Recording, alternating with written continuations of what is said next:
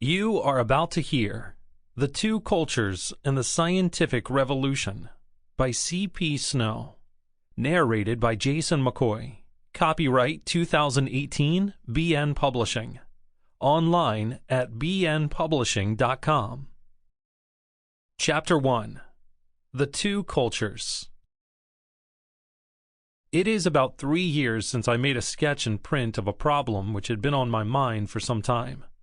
It was a problem I could not avoid, just because of the circumstances of my life.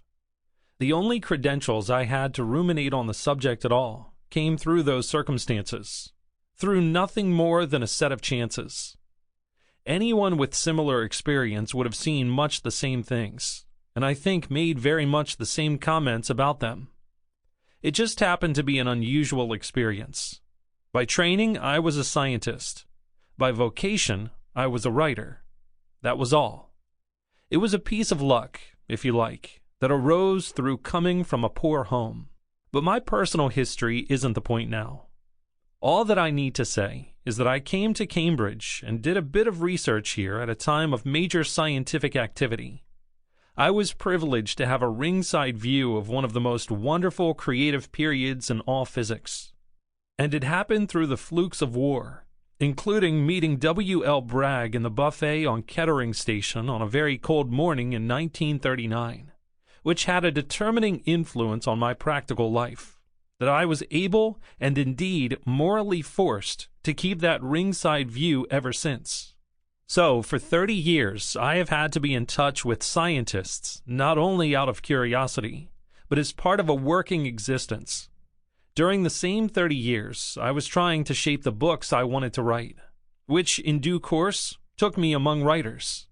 There have been plenty of days when I have spent the working hours with scientists, and then gone off at night with some literary colleagues. I mean that literally.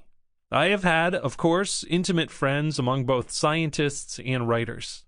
It was through living among these groups and much more, I think, through moving regularly through one to the other and back again, that I got occupied with the problem of what, long before I put it on paper, I christened to myself as the two cultures.